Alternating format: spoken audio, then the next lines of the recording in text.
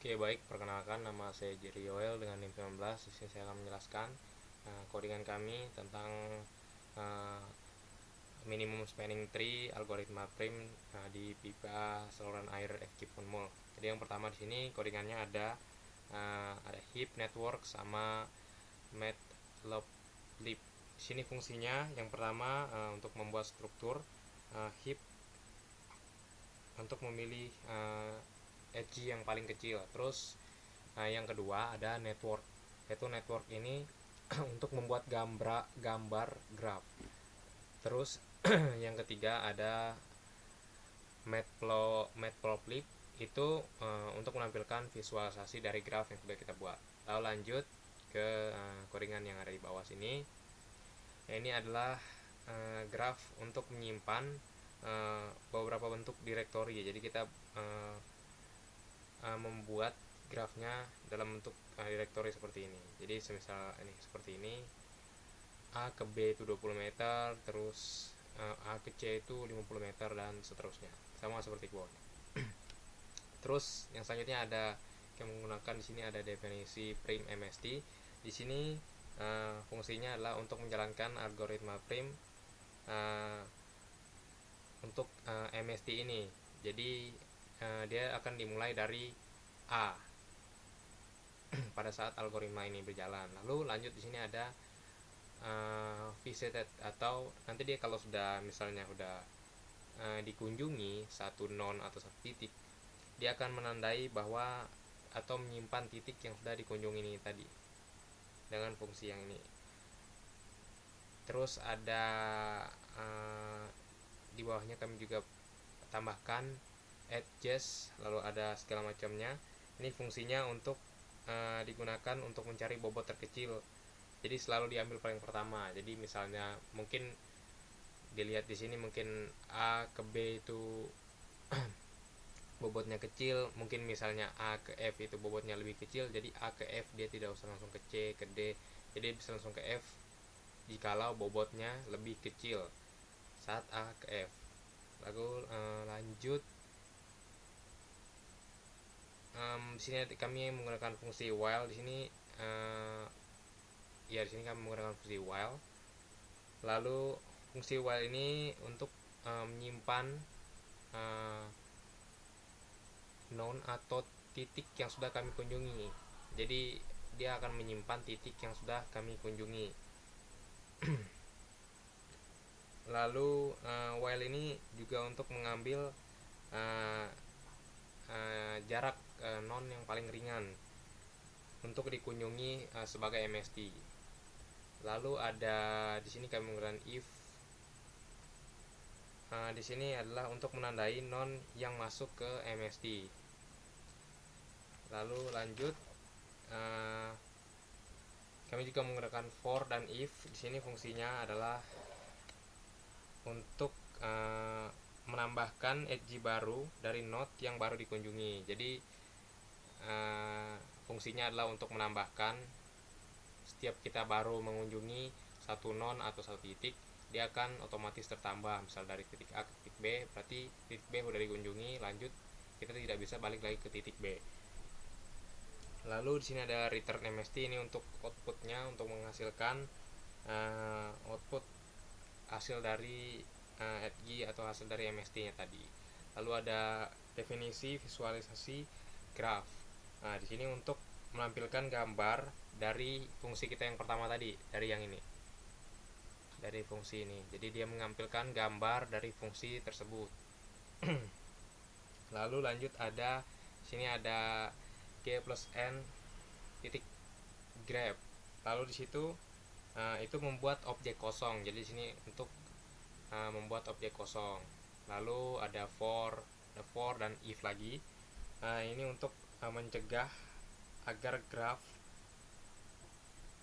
untuk mencegah graph biar tidak terduplikat. Jadi grafnya itu tetap satu aja gitu. Lalu lanjut ada pause. Ya, di sini ada pause. Ini untuk menentukan posisi node graph rapi dan tidak acak. Jadi di sini kita menentukan posisinya itu rapi ya. Jadi dia tetap berurutan.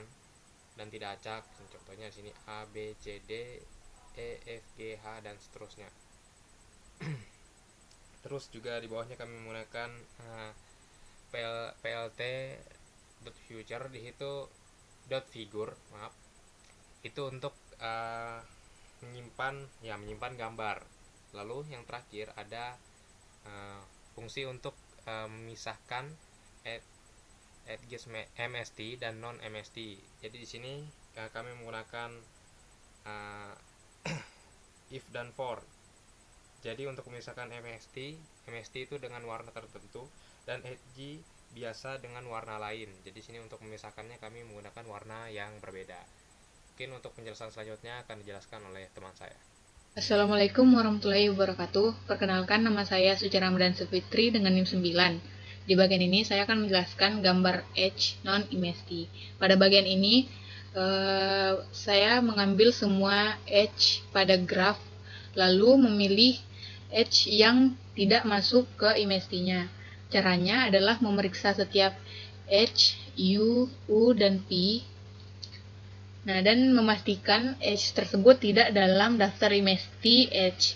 Dan hasilnya adalah daftar jalur pipa yang bukan bagian dari hasil algoritma prim. Nah, selanjutnya pada bagian ini tuh fungsinya itu menggambar edge yang bukan MST ke dalam visualisasi grafnya. Jadi edge ini tersebut digambar dengan warna abu-abu muda, garis putus-putus, dan ketebalan tipis sehingga terlihat lebih samar. Nah, ini tuh menandakan jalur pipa asli yang tidak dipilih sebagai jalur optimal.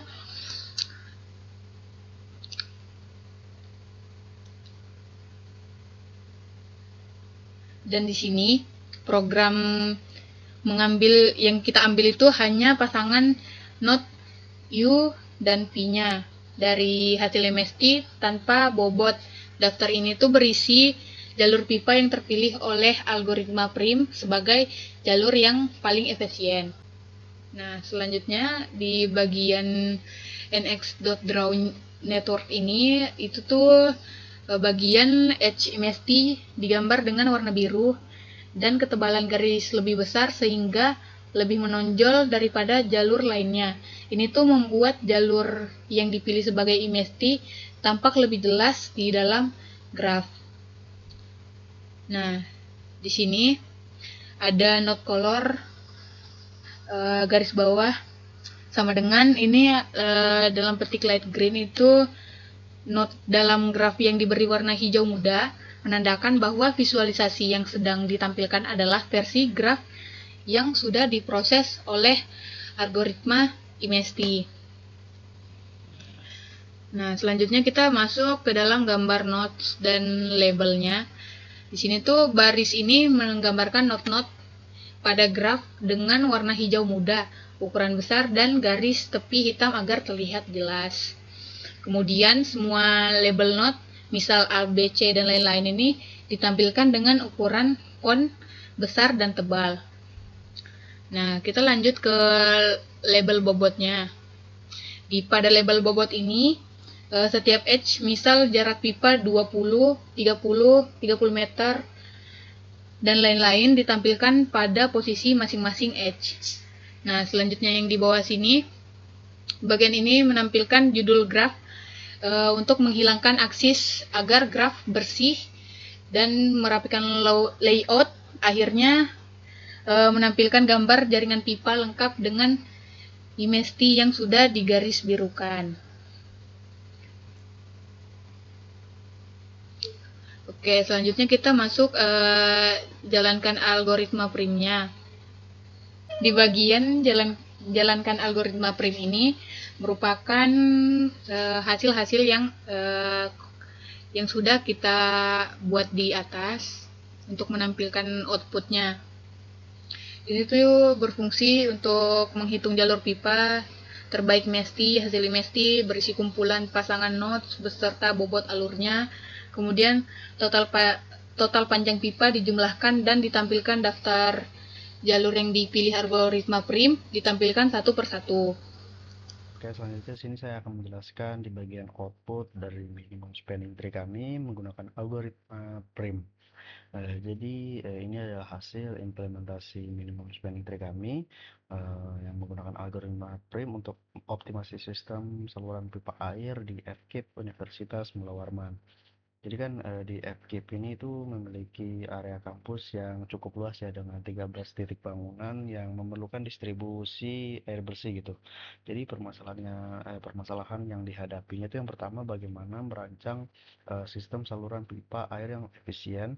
Yang kedua bagaimana meminimalisir total panjang pipa yang dibutuhkan. Dan yang ketiga tuh bagaimana memastikan semua bangunan tuh terhubung dengan optimal gitu. Jadi untuk menjawab permasalahan tersebut, kita sudah menggunakan algoritma PRIM ini untuk menemukan minimum spanning tree-nya gitu. Oke, jadi di sini ada visualisasi dari grafik sebelum kita mencari jalur terendahnya ya. Jadi di sini ada total semuanya dari A ke C dan seterusnya. Dan di sini juga ada dari total panjangnya 340 meter ya, jika sudah dijumlahkan semuanya. Dan di sini. Oke, jadi di sini adalah sesudah dari kita mencari jarak terpendeknya gitu. Oke, mungkin kita bisa langsung lanjut ke bagian titik awalnya. Jadi titik awalnya di sini adalah di bagian A. Jadi di bagian A di sini kan ada dua jalur ya.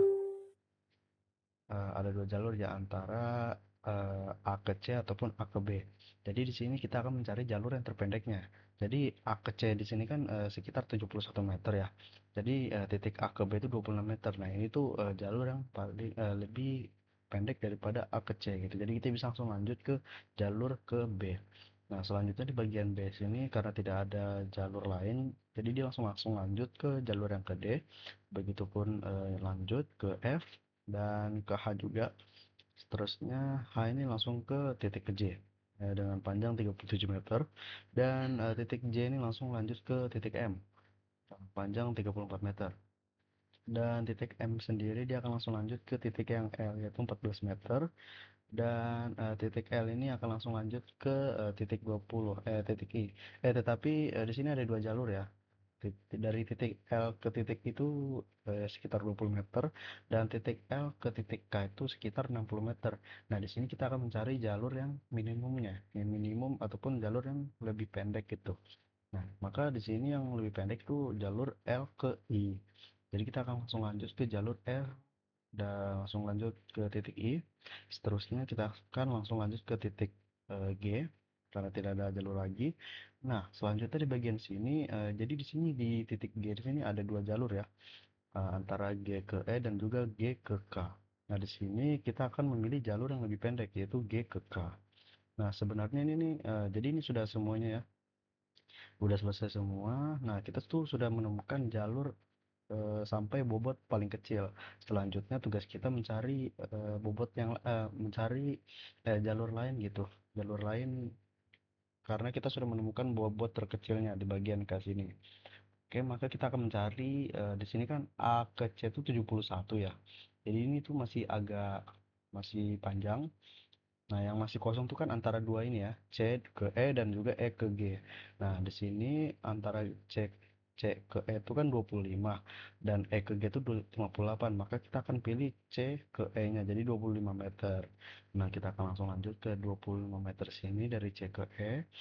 Nah, seterusnya dia akan langsung lanjut ke E ke G 58 meter. Oke. Mungkin seperti itu sih hasil dari output kami. Mungkin kurang lebihnya mohon maaf. Assalamualaikum warahmatullahi wabarakatuh.